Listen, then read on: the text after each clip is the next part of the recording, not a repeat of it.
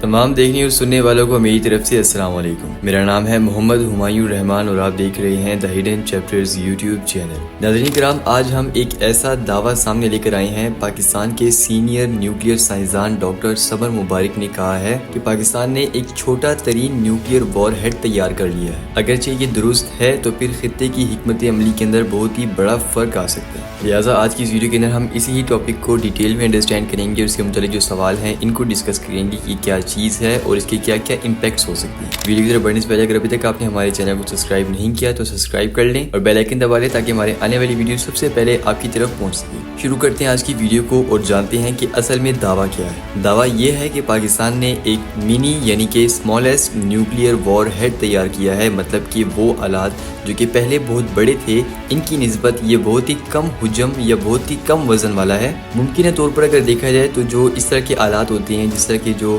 Nuclear وار heads ہوتی ہیں، یہ سائز کے اندر بہت ہی زیادہ ہوتے ہیں اور ان کا وزن تقریباً ٹن کے اندر ہوتا ہے، یعنی کہ کئی ہزار کلو کے اندر۔ لیکن اگر پاکستان کے اسی ہی ہتھیار کو دیکھا جائے تو پھر اس کا وزن بہت ہی زیادہ کم ہے۔ جو اس کا ایکوریٹ وزن ہے یہ تو ابھی تک سامنے نہیں آیا، لیکن ذرائع کے مطابق بتایا جاتا ہے کہ اس کا وزن تقریباً کئی 100 کلو یا کئی دہائی کے اندر آنے والا ہے۔ اور اس میزائل کو بیسکلی بنانے والے ہیں ڈاکٹر سمر مبارک۔ آئیے جانتے ہیں کہ ڈاکٹر سمر مبارک ہیں کون۔ ان کا نام پاکستان کے نیوکلیئر پروگرام سے طویل وقت سے جڑا ہوا ہے اور وہ 1998 کے چاغی کے تجربات کے اندر جو اہم سائنسی رہنما تھے ان کے اندر بھی شامل تھے۔ ان کی پچھلی گفتگو اور ماضی کے انٹرویو میں وہ اکثر ٹیکنیکل اور حکمت عملی والے نکات پر تبصرہ کرتے ہیں، اسی لیے جب بھی وہ تکنیکی دعویٰ کرتے ہیں تو خبروں کے اندر فوری طور پر اس کو دکھایا جاتا ہے۔ پاکستان کا جو یہ والا کلیم ہے کہ ہم نے ایک سب سے دنیا کا اسمالسٹ نیوکلیئر وار ہیڈ تیار کیا ہے، اس کو ابھی تک صرف پاکستانی میڈیا نے ہی ایکسیپٹ کیا ہے۔ اس کے علاوہ جو انٹرنیشنل میڈیا ہے انہیں فی الحال اس کو ایکسیپٹ کرنے سے منع کیا ہے۔ لہٰذا یہاں پر جو کانسپیریسی ہے یہ کریٹ ہو جاتی ہے اور آئیے اب ہم جانتے ہیں کہ واقعی میں کیا یہ چیز پاسبل ہے بھی سائنٹیفکلی یا پھر نہیں ہے، یہ چیز تکنیکی طور پر ممکن ہے یا پھر نہیں ہے، آئیے جانتے ہیں۔ تو دیکھیے، جو نیوکلیئر وار ہیڈز ہوتی ہیں ان کو چھوٹا کرنا ممکن ہے، ہاں جی بالکل ممکن ہے۔ دنیا کی تاریخ میں چھوٹے اور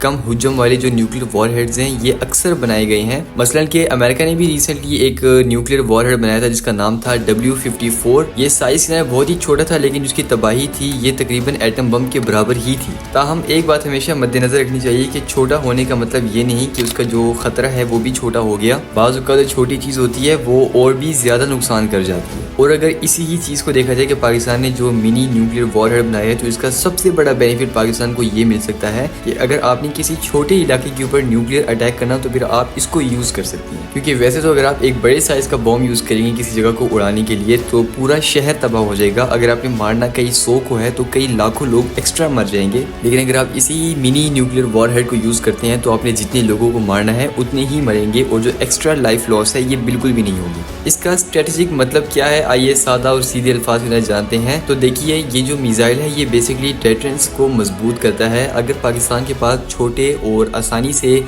جو موبائل وار ہیڈ ہیں یہ آ جاتے ہیں تو وہ اپنی محدود جگہ پر زیادہ لچکدار رد عمل دکھا سکتا ہے، یعنی کہ روایتی اور بڑے جو وار ہیڈ ہیں ان کے بجائے چھوٹے ہتھیاروں کو میدان جنگ کے اندر آپ مختصراً طور پر استعمال کر سکتے ہیں۔ اسی کے ساتھ ساتھ اگر یہی چیز جو ہے اس کا دعویٰ سچ ثابت ہو جائے تو بھارت یا پھر جو دیگر پاکستان کے دشمن یا پھر ان کے جو کمپٹیٹرز ہیں وہ اپنی پالیسیوں کو اور زیادہ تیز کر دیں گے، جو اپنی ریسرچ ہے اس کو اور زیادہ اسٹرانگ کر دیں گے۔ اسی کے ساتھ ساتھ پاکستان کے اوپر کاؤنٹر فورس اور جو ڈیفینس پروپیگنڈا ہے ان کا دباؤ اور بھی زیادہ آ سکتا ہے۔ اب ہم جانتے ہیں کہ اس خبر کی سچائی کتنی ہے اور ہم اس کو کتنا مان سکتے ہیں، سخت اور صاف الفاظ میں جانتے ہیں۔ فی الحال یہ دعویٰ بنیادی طور پر پاکستانی ذرائع اور یوٹیوب چینلز پر رپورٹ ہوا ہے۔ اس سے مخصوص دعوے کی جو آزاد بین الاقوامی ایجنسیز ہیں یعنی کہ IAEA اور ریوٹرز اور BBC، انہوں نے فی الحال اس کو ایکسیپٹ نہیں کیا۔ اس لیے جو یہ والے رپورٹس ہیں یہ فی الحال جو مقامی انتظار کی تصدیق ہے ان کے زمرے میں آتی ہے، اور یہ چیز فی الحال ایکسیپٹ اس لیے بھی نہیں کی جا رہی کیونکہ یہ جو معاملہ ہے یہ بہت ہی زیادہ حساس معاملہ ہے، یہ کوئی عام خبر نہیں ہے بلکہ یہ ایک نیوکلیئر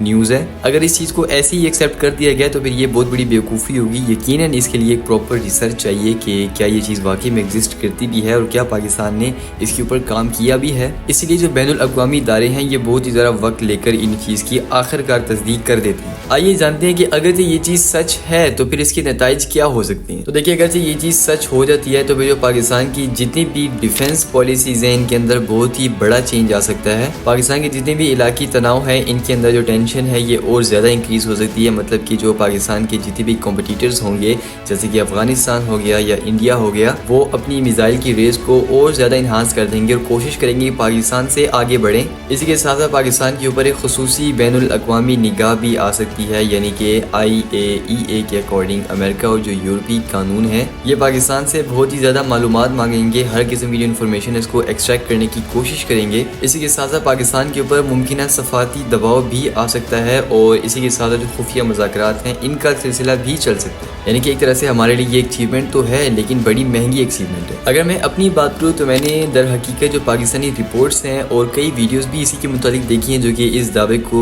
رپورٹ کر رہے ہیں، لہٰذا ایک ذمہ داری کے تحت میرا یہ آپ کو بتانا فرض ہے کہ کون کیا کہہ رہا ہے اور کہاں سے کہہ رہا ہے اور کس نے آزادانہ طور پر تصدیق نہیں کی اور کس نے آزادانہ طور پر تصدیق کر دی ہے، کیونکہ میرا مقصد ہے کہ میرے ویورز کو ایک ہی بات صاف صاف بتائی جائے نہ کہ گھما پھرا کر۔ میں نے اس ویڈیو کے اندر جتنی بھی باتیں آپ سے کہی ہیں ان تمام کی جو ریفرنسز ہیں آپ کو ڈسکرپشن میں مل جائیں گے تاکہ آپ ان کی مزید تصدیق کر سکیں۔ آپ کا اس ویڈیو کے بارے میں کیا خیال تھا؟ اپنی قیمتی رائے کا اظہار کمنٹ سیکشن میں لازمی کیجیے گا اور ڈاکٹر صمد مبارک کے بارے میں کا کیا اظہار ہے وہ بھی لازمی کیجیے گا۔ میں آپ سے ملوں گا پھر کسی دن کسی اور ویڈیو میں، تب تک کے لیے اللہ حافظ۔